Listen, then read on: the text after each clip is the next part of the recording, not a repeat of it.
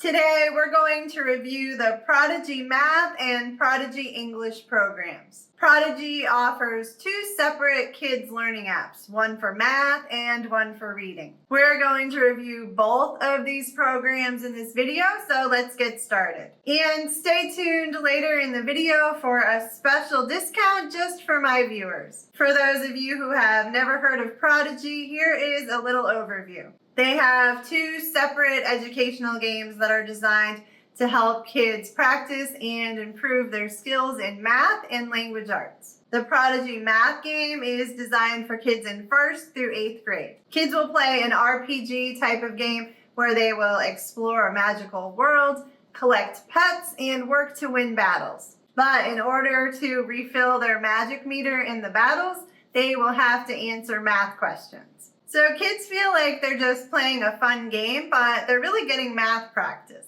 And we'll take a look at how all of that works a little later in the video. Prodigy English follows a similar concept, but it's an entirely different game. This is a learning app for kids in grades 1 through 6, and it's more of a simulation game where kids need to gather resources and build objects. And just like in Prodigy Math, they will need to answer English questions in order to refill their energy and make progress in the game. Additionally, you can add Prodigy Science onto the math program. Kids will be playing the same game, but it will switch to science questions instead of math questions. The science portion covers grades 1 through 6, and we will talk more about that later in the video as well. With both Prodigy Math and Prodigy English, you will get a parent account to track your child's progress. You can do things like set goals, track curriculum progress, and even see the areas where your child is struggling and get additional help in those areas. And we will look at the parent account in detail later in this video as well. Okay, so now let's review both of these learning apps in detail. We'll start with Prodigy Math.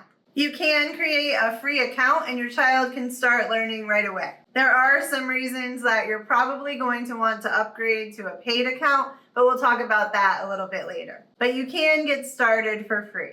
When your child first starts playing Prodigy, you'll be asked to select their grade level. When they start playing, their first questions will be from one grade level below what you select. The gameplay doesn't change, but those first questions are an assessment to find your child's current level. Periodically throughout the program, they will give more assessments. So your child should always be working at the level that's just right for them. Every time they log on, they'll also be asked to choose if they're playing at home or school. And they will be prompted to enter a class code since this is used often in schools. If that doesn't apply to you, you can just skip that. If your child chooses school by accident, that's okay. My daughter would do that a lot for some reason. It will still track their progress, so it's not a big deal. They'll also choose a server to play on, so if they want to play with their friends, they would choose the same one as their friends. Otherwise, it doesn't really matter which one they choose. They can also play offline. We won't get too much into the gameplay since I'm sure your kids will pick up on it just fine. They'll start by creating their avatar, and then they'll just walk around exploring the land, progressing through the story, and engaging in battles. During the battles is when the math questions will pop up. They have to answer the question or they won't be able to keep playing the game. If they get it right, then they will refill their magic meter and go back to the battle. If they need a question read out loud, they can click up here on the speaker button.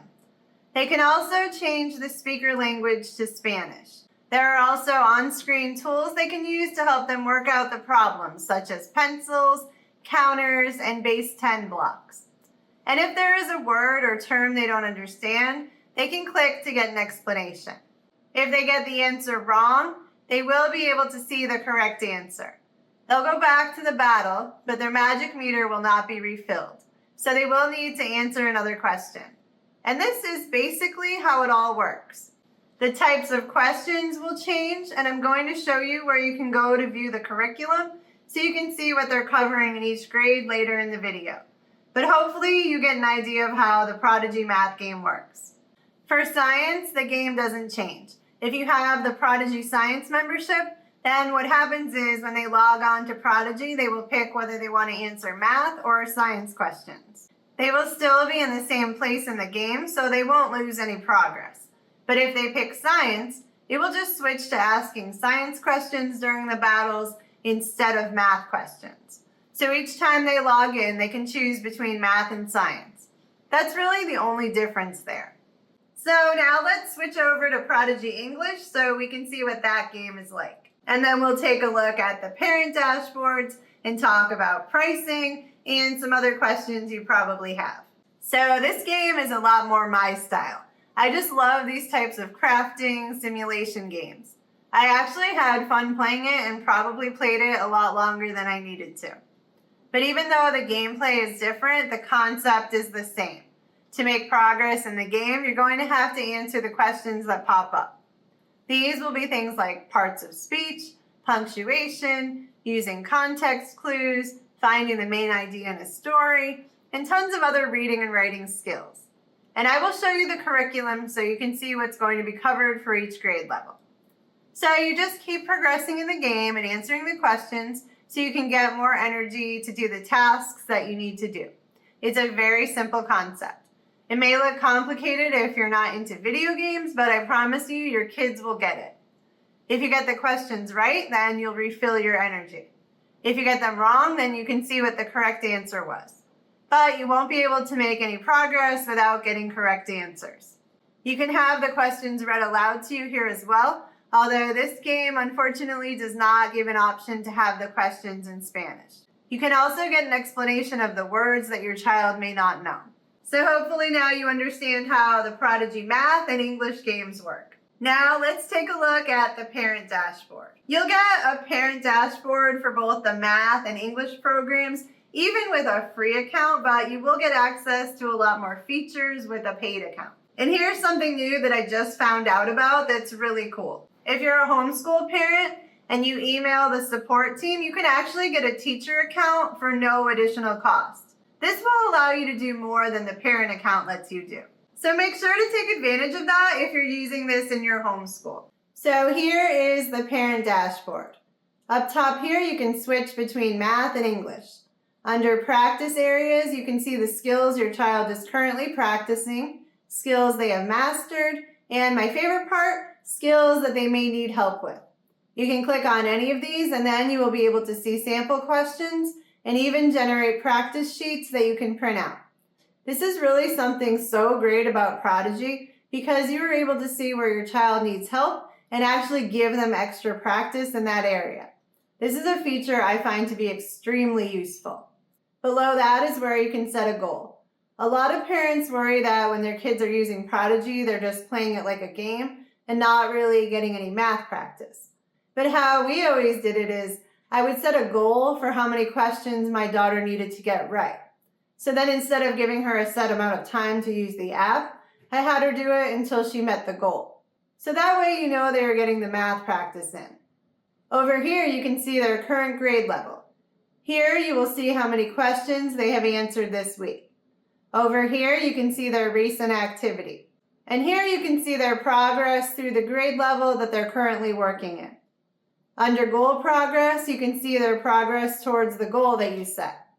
Under practice areas, you can see the same information about the skills that they are practicing, have mastered, or may need help with. The report card will show their percentage of correct answers, how they're doing in the different areas, their curriculum progress, and goals completed. Under comparison insights, you can see their progress over time. Classroom learning is for if your child is using Prodigy in school. If you were using this for homeschool, then you wouldn't see anything here unless your child clicks school instead of home. And then curriculum coverage will show you the skills they are working on or have mastered for each grade level. The Prodigy English dashboard is a little simpler than the math dashboard. You'll see your child's recent activity, current grade level in the app, weekly questions answered, and curriculum progress. For goal progress, they want you to use the parent app, which you can download to use on a mobile device. The parent app works for math and English as well, although I prefer the online version. But they do have a parent app, so I want to make you aware of that. And if you want to manage your membership, you can just click up here. You can also change some of your account settings over here. Okay, so now let's talk about the price. As I've said, you can't have your child use Prodigy Math and Reading for free without a membership, but if it's something that you plan to use regularly, I do encourage you to get a paid membership. There are a lot of things that your child is not going to be able to do in the app without it, and the pop-ups can be frustrating. There are no ads, but the app will, from time to time, encourage your child to ask their parents for an upgrade. You'll also get more parent insights with the paid membership, and you won't be able to access the science questions without a membership. So here are your options. You can pay monthly or yearly, but you will save a lot more by paying yearly. And I promised you a discount. If you sign up for a yearly membership by March 31st of this year, you will save an additional 10% off of your membership if you use code MEL10. I have left that information for you in the video description. So you can buy just a math membership for $9.95 per month or $58.95 for the whole year. Or you can get math and science for $14.95 a month or $88.95 for a year. Or if you want all three programs, you can get the 3-subject bundle for $19.95 a month or $118.95 per year. Now let's talk about why you might choose to upgrade. First, you can only get the science portion if you have a membership. So if you're looking at this for science, you will definitely need a membership. While Prodigy Math and English are both completely usable for free, the upgraded membership is more about motivation and parental control than it is about content. Your child will still get the same math or English questions either way. What the paid version really does is helps kids stay engaged longer and helps parents be more intentional. With a paid membership to Prodigy Math or English, kids earn more in-game rewards, unlock exclusive pets, gear, and items, and generally progress faster in the game world, which for many kids is the difference between I'll play this sometimes and I actually want to practice every day. On the parent side, you get stronger progress reports, the ability to set goals, send encouragement, and access those printable worksheets I showed you. So if Prodigy is something that your child already enjoys, upgrading isn't going to change what they're learning, but it can change how consistently they want to play and how easy it is for you to use it as a structured supplement rather than just a game. Okay, so now let's look at the curriculum alignment so you can see which skills your child will be practicing for each grade level. I'll leave the link to this page for you in the video description so you can find it easily. There's a page for the math and a page for the English curriculum. So you just put in your country and pick your state if you're in the US, and then it will show you the curriculum coverage for each grade level. So you can just pick whatever grade level you want to view, and then you can read all about the skills that your child will be learning in the app. And then for the English curriculum, they have it by grade level. So you can see the details of everything they will be covering. So this is really helpful for you to understand what types of skills these apps will be teaching your child.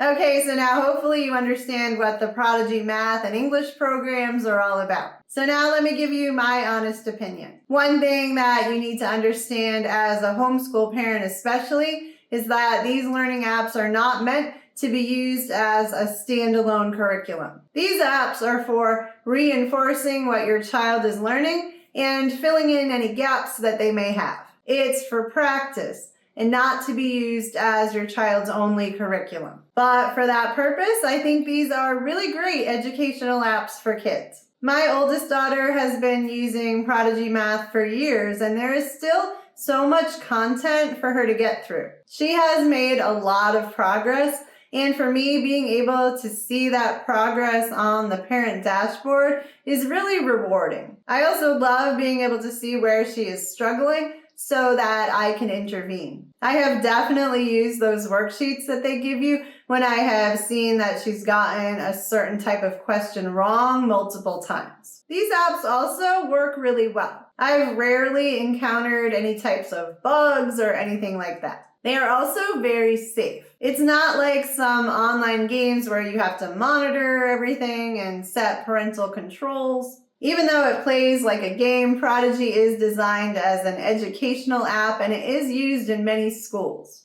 Even the in-game chat is very safe. They only allow predefined sentences to be sent, so you can't just type whatever you want. You are also not allowed to share any personal information.